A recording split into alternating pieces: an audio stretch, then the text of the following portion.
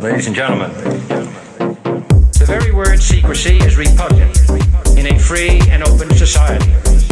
And we are, as a people, inherently and historically opposed to secret societies, to secret oaths, and to secret proceedings. We decided long ago that the dangers of excessive and unwarranted concealment of pertinent facts far outweigh the dangers which are cited to justify it. Even today, there is little value in opposing the threat of a closed society by imitating its arbitrary restrictions.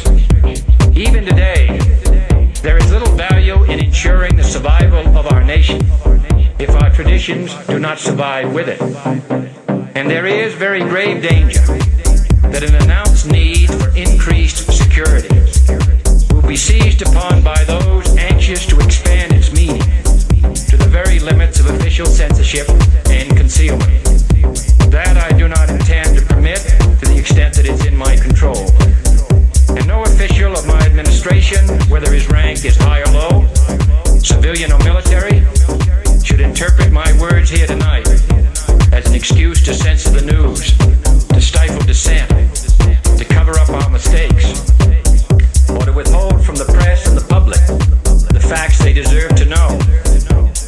For we are opposed around the world by a monolithic and ruthless conspiracy that relies primarily on covert means for expanding its sphere of influence, on infiltration instead of invasion, on subversion instead of elections, on intimidation instead of free choice, on guerrillas by night instead of armies by day.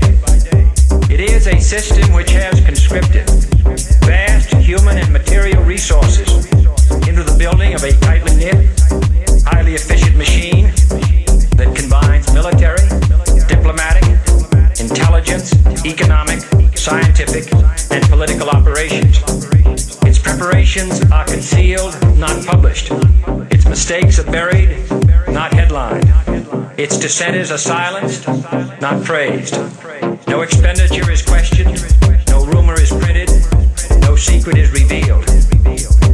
No president should fear public scrutiny of his program, for from that scrutiny comes understanding, and from that understanding comes support or opposition, and both are necessary.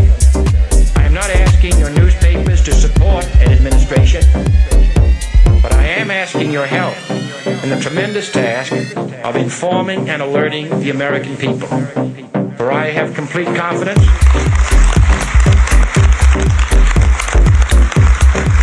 in the response and dedication of our citizens whenever they are fully informed.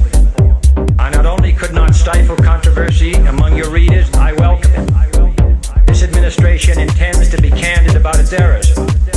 For as a wise man once said, an error doesn't become a mistake until you refuse to correct it. We intend to accept full responsibility for our errors, and we expect you to point them out when we miss them. Without debate, without criticism, no administration and no country can succeed, and no republic can survive. That is why the Athenian lawmaker Solon decreed it a crime for any citizen to shrink from controversy.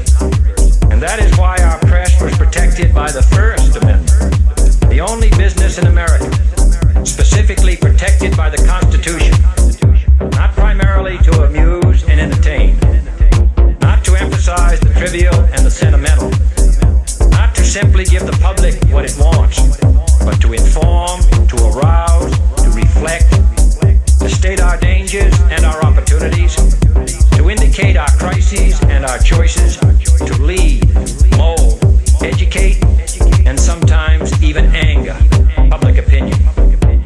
This means greater coverage and analysis of international news, for it is no longer far away and foreign, but close at hand and local. It means greater attention to improved understanding of the news, as well as improved transmission. And it means, finally, that government at all levels must meet its obligation to provide you with the fullest possible information outside the narrowest limits of national security.